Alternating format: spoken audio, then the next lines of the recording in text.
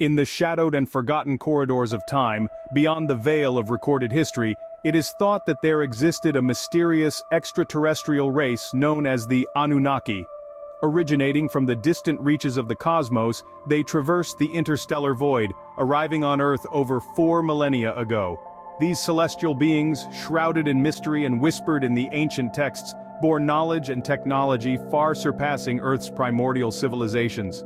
Their purpose, cloaked in the mists of antiquity, was profound and controversial: to create humanity. Designed in their image, humans were to be the amalgamation of earthly essence and cosmic ingenuity, a species birthed not just for existence, but for a purpose far greater and complex, hidden in the stars from which the Anunnaki came. This narrative, as enthralling as it is, beckons us to explore deeper, beyond the confines of ancient texts and speculative lore.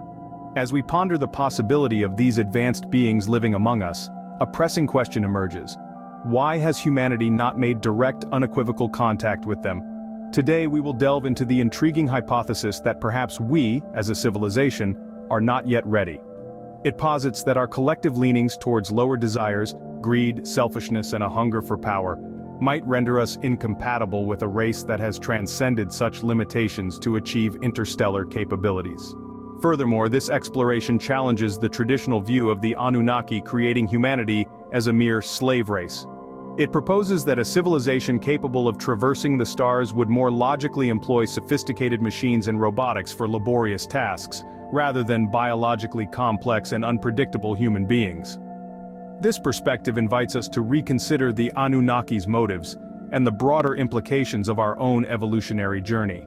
Join me in this exploration of our place in the cosmos, the potential of extraterrestrial coexistence, and the introspective journey towards becoming a civilization mature enough to face the wonders and responsibilities of interstellar contact.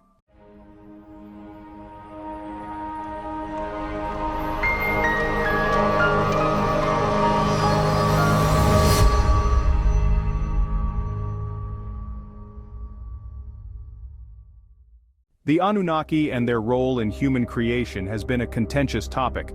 I feel this ancient race of extraterrestrials, believed by some to have shaped humanity's destiny, has often been misunderstood, their motives misconstrued.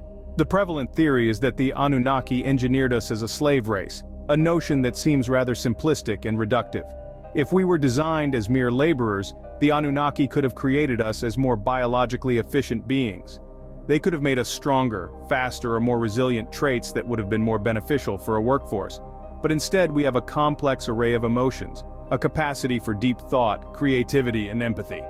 These are not traits of slaves, but of sentient beings capable of much more. And what about our technological prowess? If we were just a servile species, why would we possess the innate curiosity and intelligence to develop our own technology, to question our existence and strive for progress? Why give us the potential to evolve beyond our initial design? For a species allegedly created for servitude, we have an exceptional drive for exploration and innovation, a trait that seems unnecessary for mere laborers. Perhaps it's time we reevaluate the intentions of the Anunnaki. Could they have created us as a cultural or genetic experiment? Perhaps they were interested in observing the development of a species that shared their DNA, to watch us grow, learn, and evolve on our own. Maybe they wanted to see how we would handle the challenges of existence, how we would navigate the complexities of society, politics, and technology. Or maybe their motives were even more profound. Could they have created us with the hope that one day we would become equals, able to communicate and cooperate with them on a level playing field? That they saw in us the potential for greatness, the spark of transcendence that could one day lead us to the stars? These are questions worth pondering, worth exploring. The Anunnaki, our supposed creators, may not have intended us to be slaves after all. Could our creators have had more noble intentions? Extraterrestrial life, if it exists, has shown no signs of unprovoked hostility. This statement forms the basis of the benevolent extraterrestrial hypothesis, which posits that any extraterrestrial beings visiting Earth are likely to be peaceful. Without any tangible evidence of malicious intent or aggression from these celestial visitors, we're left to consider their actions, or lack thereof. Throughout history there have been countless stories of unidentified flying objects or unexplained phenomena. Yet in none of these accounts do we find a deliberate act of hostility. Instead we observe a pattern of curiosity, of observation. as if we're being studied by a more advanced civilization.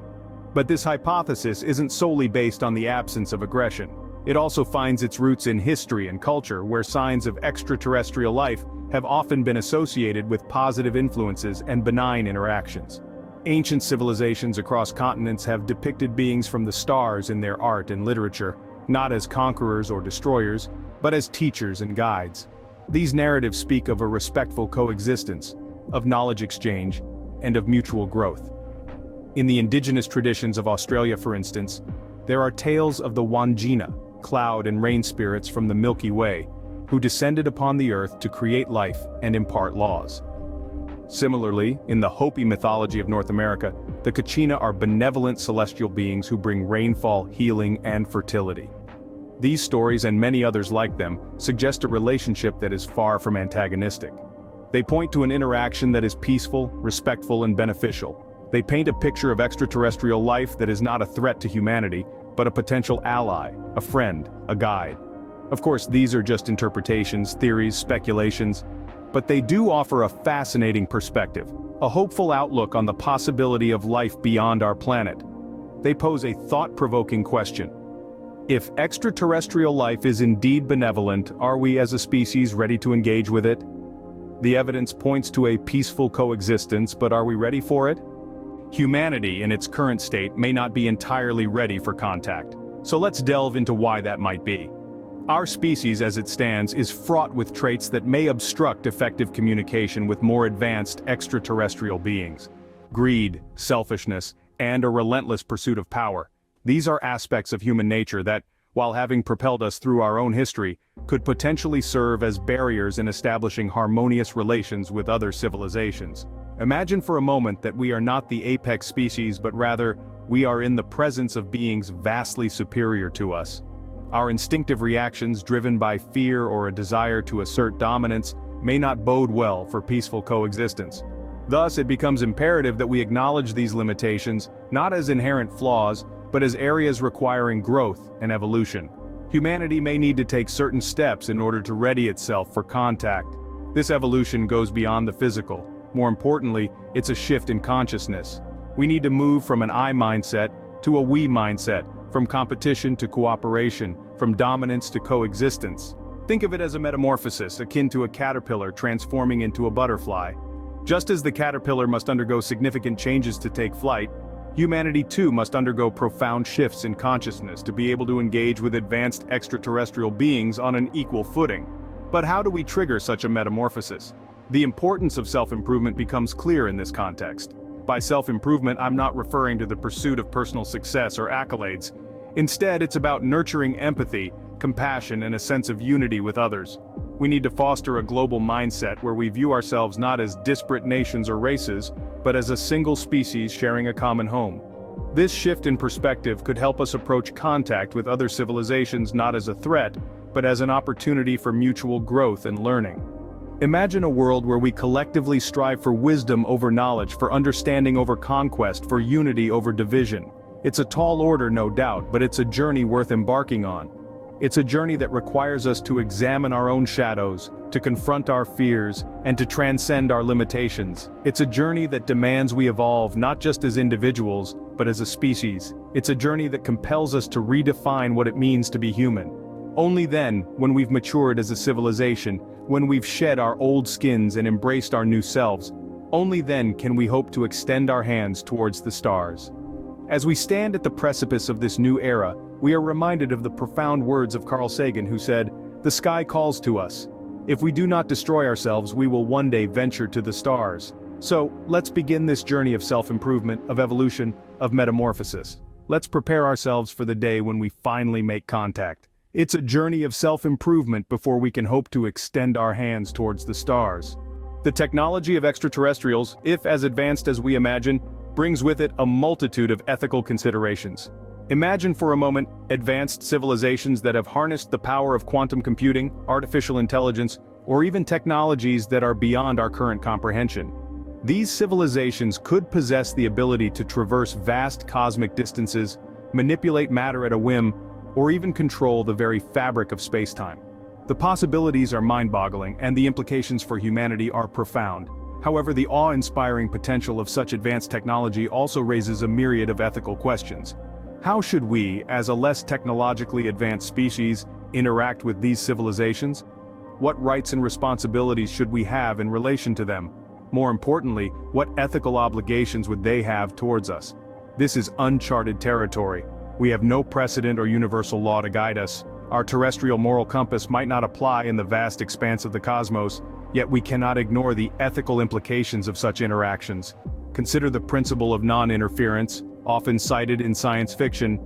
It suggests that advanced civilizations should refrain from interfering in the natural evolution of less advanced societies. But would such a principle be universally accepted or even adhered to? And if not, how can we protect ourselves from potential exploitation or harm? Furthermore, we must ask if humanity is ready to handle such advanced technology. Our history is riddled with instances where technological advancements have been misused, leading to devastating consequences. Would we be able to responsibly use and manage technology that is far beyond our current capabilities? It's clear that the intersection of advanced technology and ethics presents a complex web of considerations. As we ponder the potential existence of extraterrestrial civilizations, we must also grapple with the ethical implications that such encounters may entail. At the heart of these considerations is a call for humanity to mature, to evolve in our understanding of ethics and our place in the cosmos. We must strive to become a civilization that not only marvels at the technological feats of others but also respects the ethical boundaries that such advancements necessitate. It's a brave new world teeming with possibilities and responsibilities.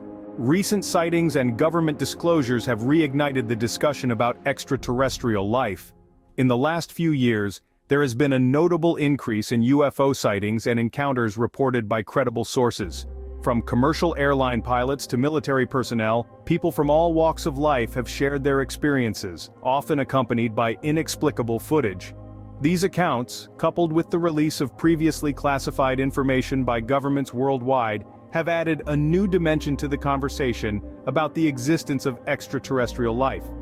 Let's delve into the credibility of these recent sightings and encounters. It's important to consider the reliability of the sources, the consistency of the reports, and the feasibility of the alternative explanations. The majority of these sightings involve unidentified flying objects performing maneuvers that defy our current understanding of physics. These accounts are often corroborated by radar data or other technological means, thereby enhancing their credibility. However, it's crucial to approach this evidence with a healthy dose of skepticism. Misinterpretations, hoaxes, or natural phenomena can sometimes be mistaken for extraterrestrial encounters. That being said, the sheer volume and consistency of these reports, particularly from highly trained observers, suggests that something significant is happening. In a fairly recent and historic move, several governments have begun to release previously classified information about UFO encounters. These disclosures, far from being comprehensive, have nevertheless provided a tantalizing glimpse into decades of covert investigations. For instance, the Pentagon's acknowledgement of its advanced aerospace threat identification program and the release of the Navy's UFO footage have sent waves through the scientific community and the general public alike. These revelations indicate that governments have been taking the possibility of extraterrestrial life seriously, albeit behind closed doors. What does this suggest about extraterrestrial life? Well, it certainly doesn't provide definitive proof, but it does suggest that the phenomenon is worthy of serious investigation. It also represents a shift towards transparency and open dialogue, which is a critical step in preparing humanity for the potential discovery of extraterrestrial life. The implications of these developments are profound. They challenge our understanding of the universe and our place within it. They push us to reevaluate our assumptions and to confront the possibility that we are not alone. The recent surge in sightings and encounters, coupled with government disclosures, has breathed new life into the discussion about extraterrestrial life. While we must be cautious not to jump to conclusions, these developments warrant serious attention and open-minded investigation. The truth is out there, and it seems we are getting closer to it. As we reflect upon our place within the vast tapestry of the cosmic community, a profound question echoes through the corridors of our minds. Are we truly ready? This isn't just about readiness to face the unknown, to welcome beings from other worlds. It goes deeper. Are we prepared to transcend our own limitations, to grow beyond the petty squabbles and short-sighted goals that so often define us? Are we mature enough to not only evolve as a species but to connect on a level that transcends mere communication, to engage in a meaningful interstellar dialogue? We are left with a question that reverberates in our minds. Are we ready? Are we ready to embrace the unknown, to transcend our limitations, to evolve, and to connect? This question isn't just rhetorical, it demands serious introspection and open discussion. What does readiness entail in this grand context? It might mean achieving a greater degree of unity among ourselves, resolving our conflicts, and nurturing a global consciousness that values every life form. Or perhaps it's about developing a more profound respect for the unknown, cultivating the wisdom to approach these potential encounters with humility and an open mind. Thank you for accompanying us on this fascinating exploration. Don't forget to subscribe to our channel for more thought-provoking content that challenges the boundaries of our understanding. Until next time, keep gazing at the stars, and keep pondering the mysteries they hold. Remember, the answers we seek might just be a glance upward away. Keep looking up.